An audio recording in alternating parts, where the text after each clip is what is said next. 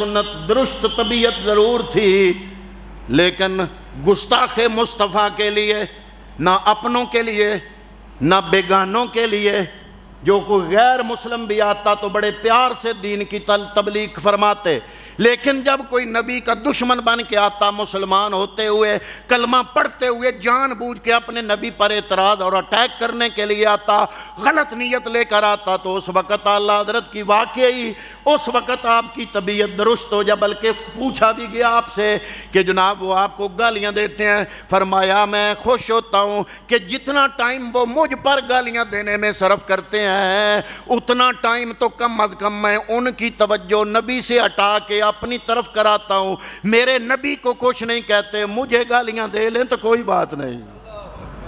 اللہ حضرت امام اہل سنت جو عاشق مصطفیٰ بھی ہے، جنہوں نے اپنی ساری زندگی عشق رسالت میں گزاری اور عشق رسالت کا جذبہ عام فرمایا، بلکہ آپ کی ساری زندگی کو اگر ایک شعر میں بیان کیا جائے تو آپ کا ہی شعر ہے کہ انہیں جانا انہیں مانا نہ رکھا غیر سے کام، للہ الحمد میں دنیا سے مسلمان گیا،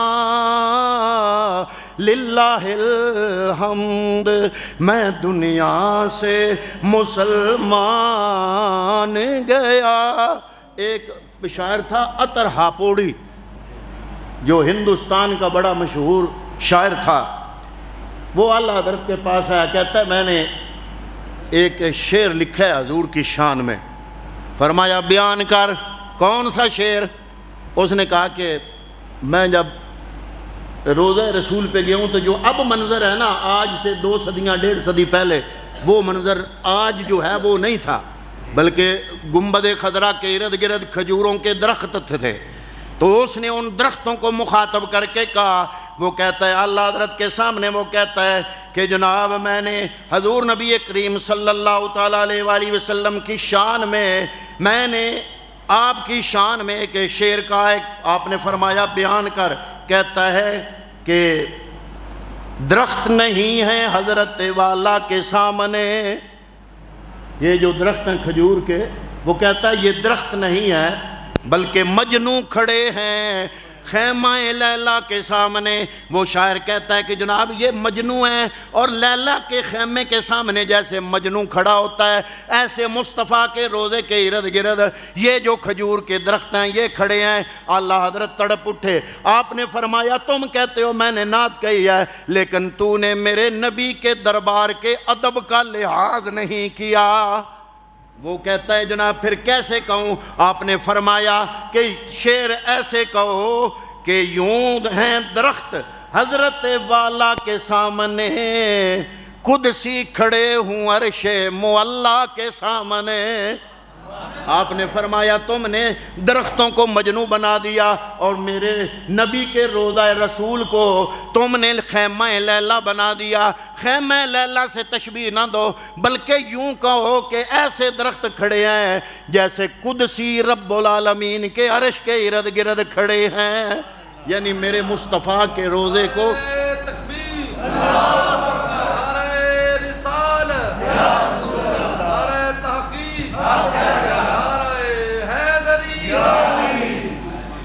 عزت بخاری کا ایک شعر ہے، ادب گاہست زیر آسمان از عرش نازک تر۔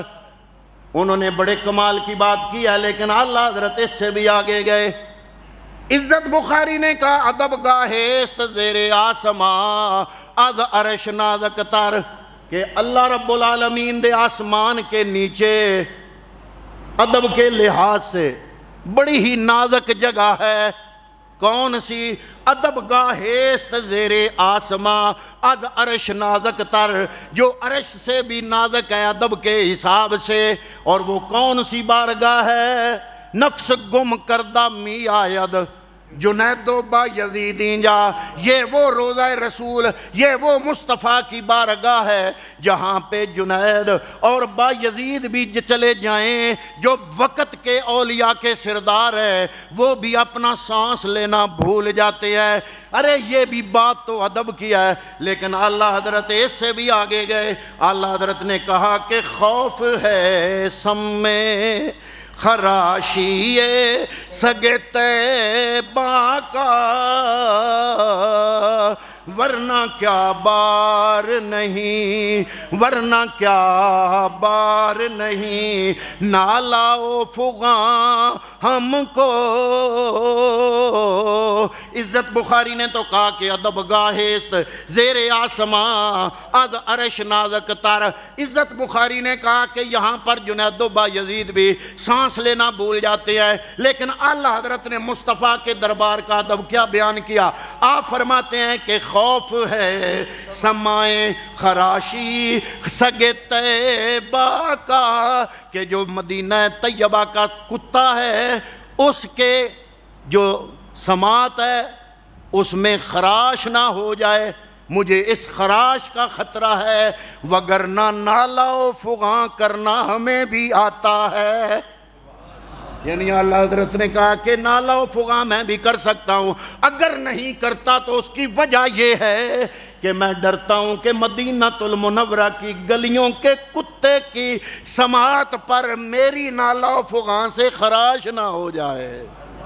یہ اللہ حضرت عظیم البرکت مجدد دین و ملت کا ادب مصطفیٰ کا ایک انداز ہے۔ اور حضرات محترم، جب بھی آپ کے سامنے کوئی اعتراض اٹھا، کوئی سوال آیا، کتاب تو لکھی آپ نے، علماء فرماتے ہیں کہ آپ نے 50 علوم پر اپنی کتابیں لکھیں۔ اگر آج کا کوئی خطیب اپنی ایک تقریر میں ان 50 علوم کو بغیر توقف کے لگاتار تسلسل کے ساتھ اگر بیان کرنا شروع کر دے، وہ 50 علوم کے نام نہیں گنوا سکتا جن 50 علوم پہ دسترسی حضرت اعلیٰ حضرت عظیم البرکت کو، اور یہ صرف 50 علوم پہ دسترس تھی اور ان پہ کتابیں لکھی۔ جب بھی سوال ہوا پوری کتاب لکھ کے ہاتھوں میں پکڑا دی۔ یہی وجہ ہے کہ اللہ حضرت کی کتابوں میں 1000 کتاب ہے۔ حضرات محترم، آپ کا جو فتاوی رضویہ ہے اس کی بے شمار جلدیں اور بے ہزاروں صفحات ہیں، لیکن یہ وہ ہیں جو محفوظ کیے جا سکے۔ جو فتاوی اعلیٰ حضرت کے محفوظ نہیں ہو سکے، ضائع چلے گئے، وہ تو اور بھی اس سے بھی زیادہ ہے۔ یہ لمبی لسٹ ہے، لیکن جب بھی اعلیٰ حضرت کی خدمت میں کوئی پیغمبر کی بارگاہ کی گستاخی کرتا، کتاب بھی لکھتے، جواب میں شعر بھی فرما دیتے۔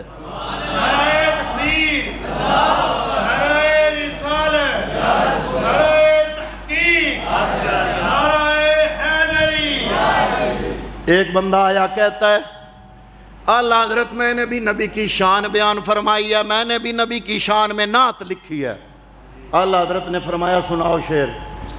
تو وہ کہتا ہے کہ حضرت یوسف علیہ السلام کا بڑا مقام تھا، بڑی شان تھی، بڑا حسن تھا، بڑی شان تھی، بادشاہ بھی تھے، دنیا میں بھی بادشاہت رب نے عطا کی، اللہ نے نبی بھی بنایا، بڑی شان تھی۔ تو وہ کہتا ہے کہ اللہ حضرت میں نے لکھا ہے شعر کہ شان یوسفی بھی دبی تو یہیں آ کے دبی۔ کیا اس نے کہا؟ کیا کہا اس نے؟ شاعر کہتا ہے کہ جناب حضرت یوسف علیہ السلام کی بڑی شان ہے کہ رب نے دنیا کا بادشاہ بھی بنایا، نبی بھی بنایا، بڑی شان ہے۔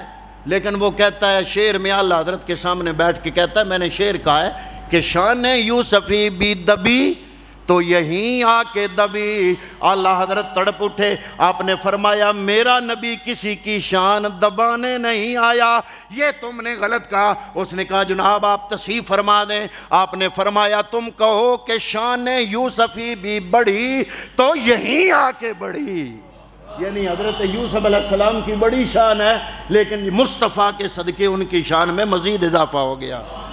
جب آواز اٹھائی گئی جس کا نام محمد یا علی ہے وہ کسی چیز کے مالک و مختار نہیں ہے۔ ایک تو ہوتا ہے نا صرف عقیدہ بیان کرنا، ایک ہوتا ہے نام لے کے کہنا۔ ان کو مصطفیٰ سے اور علی سے اتنا بیر ہے کہ ان کے علماء نے نام لیا باقاعدہ، کہا کہ جس کا نام محمد یا علی ہے ان کو کسی چیز کا کوئی اختیار ہے؟ کتاب تو لکھی نا اس پر، لیکن فوراً جو جواب دیا شعر میں، اعلیٰ حضرت نے فرمایا تم کہتے ہو ان کو اختیار نہیں ہے، میں کہتا ہوں میں تو مالک ہی کہوں گا کہ ہو مالک کے حبیب، یعنی محبوب و محب میں نہیں میرا تیرا۔ ایک آواز اٹھی اللہ کی قدرت بیان کرتے ہوئے، دیوبند کے مولویوں نے لکھا اللہ اتنا بلند ہے، اللہ اتنی قدرت والا، اللہ اتنی قدرت والا۔ اب یہ اپنی طرف سے اللہ کی شان بیان کرنے لگے ہیں، لیکن جب بھی اللہ کی شان یہ غلط نیت کے ساتھ بیان کرتے ہیں تو کیا کرتے ہیں؟ مقابلے میں یہ سمجھتے ہیں کہ انبیاء کی شان گراؤ گے تو اللہ کی شان بڑھے گی، اس نیت سے رب کی توحید بیان کرتے ہیں۔ حضرات محترم جب انہوں نے کہا اللہ اتنی قدرت والا، اللہ اتنی قدرت والا، پوچھا گیا کتنی قدرت والا؟ انہوں نے کہا اللہ اتنی قدرت والا کہ رب چاہے تو کروڑوں محمد بنا دے۔ استغفر اللہ۔ رب اتنی قدرت والا کہ رب چاہے تو کروڑوں۔ انہوں نے کہا جب یہ آواز اعلیٰ حضرت تک گئی آپ نے فوراً لکھا، آپ نے پڑھا، آپ نے فرمایا لم یات نظیر و کافی نازار مثل تو نہ شد پیدا جانا۔ وہی بات جو صحابی رسول کر گئے حضرت حسان ابن ثابت، وَأَحْسَنُ مِنْكَ لَمْ تَرَ قَطُّ عَيْنِي وَأَجْمَلُ مِنْكَ لَمْ تَلِدِ النِّسَاءُ خُلِقْتَ مُبَرًّا مِنْ كُلِّ عَيْبٍ كَأَنَّكَ قَدْ خُلِقْتَ كَمَا تَشَاءُ۔ اور یہی بات ڈاکٹر اقبال قلندر لاہوری نے بھی کی۔ ڈاکٹر اقبال کہتا ہے کہ جناب حضور نبی رحمت صلی اللہ تعالیٰ علیہ وآلہ وسلم جیسا بننا، اقبال کہتا ہے رخ مصطفیٰ ہے وہ آئینہ، اس جیسا کوئی آئینہ نہ ہماری چشم خیال میں، نہ دکان آئی نہ ساز میں۔ اعلیٰ حضرت نے صحابی رسول کا ترجمہ فرماتے ہوئے اعلیٰ حضرت نے لکھا کہ لم یاتی نظیر و کافی نازار مثل تو نہ شد پیدا جانا۔ پھر یہ آواز بھی اٹھائی گئی کہ نبی کا کام تو اتنا ہی ہوتا ہے کہ نبی آتا ہے کتاب دیتا ہے چلا جاتا ہے، محمد عربی صلی اللہ علیہ وسلم آئے قرآن دیا چلے گئے، اب ہمارے پاس قرآن ہے، ہمیں نبی کی ضرورت نہیں ہے۔ یہ آواز اٹھائی گئی کہ اب ہمارے پاس قرآن ہے، نبی آئے اپنا کام پورا کیا، ان کا کام پورا ہو گیا، وہ کتاب دی چلے گئے، اب ہمارے پاس خدا ہے اور قرآن ہے، ہمیں نبی کی ضرورت نہیں ہے۔ حضرات محترم اعلیٰ حضرت نے اس کے جواب میں لکھا کہ وہ جہنم میں گیا جو ان سے مستغنی ہوا۔ کتاب میں تو لکھی نا ہر عنوان پہ، لیکن سر دست اپنی شاعری سے جواب دیا، وہ جہنم میں گیا جو ان سے مستغنی ہوا، ہے خلیل اللہ کو حاجت رسول اللہ کی۔ اعلیٰ حضرت کے سامنے یہ کہا گیا کہ جناب نبی کا ادب بڑے بھائی جتنا کرنا چاہیے۔ پوچھا گیا جناب، وہ کہتے ہیں بڑے بھائی جتنا ادب۔ اعلیٰ حضرت نے لکھا کہ سرور کہوں کہ مالک و مولا کہوں تجھے، باغ خلیل کا گلے زیبا کہوں تجھے۔ کہا گیا کچھ علماء کی طرف سے کہ جب حج پڑھنے جاؤ، حج پڑھنے کے بعد مدینے جاؤ تو حضور کے روزے کی نیت نہ کرو، مسجد نبوی کی زیارت کی نیت کرو۔ اعلیٰ حضرت سے پوچھا گیا کہ جناب وہ یہ کہہ رہے ہیں، اعلیٰ حضرت نے جواب دیا، اعلیٰ حضرت نے فرمایا حاجیو آؤ شہنشاہ کا روزہ دیکھو، کعبہ تو دیکھ چکے اب کعبے کا کعبہ دیکھو، بلکہ ایک اور بات، بڑا عجیب سوال اور اعلیٰ حضرت کا جواب دیکھو۔ سوال کیا گیا جناب وہ تو مولوی کہتے ہیں کہ قیامت کے دن کوئی شفاعت نہیں ہوگی، کیونکہ اللہ قرآن میں فرماتا ہے لا تجزی نفس عن نفس، کوئی نفس کسی دوسرے نفس کے بدلے میں نہیں ہوگا، کوئی بندہ کسی دوسرے بندے کے بدلے میں نہیں ہوگا، قرآن کی آیت ہے، اس لیے کوئی شفاعت نہیں کرے گا۔ اللہ حضرت سے جب پوچھا گیا آپ نے فرمایا لا تجزی نفس عن نفس، یہ کافروں کے بارے میں ہے، اللہ تمہیں ان میں اٹھائے، اللہ تمہیں، یہ کافروں کے بارے میں ہے، اللہ تمہیں ان میں اٹھائے۔ اللہ حضرت سے پوچھا گیا کہ آپ کیا کہتے ہو؟ آپ نے فرمایا کیا ہی ذوق افزا، کیا ہی ذوق افزا شفاعت ہے تمہاری، واہ واہ، کیا ذوق افزا۔ یہ اللہ حضرت کا شعر ایک طرف، پوری تقریر ایک طرف۔ اللہ حضرت نے پوری شفاعت کے عنوان پہ پوری تقریر ایک طرف، یہ ایک شعر ایک طرف۔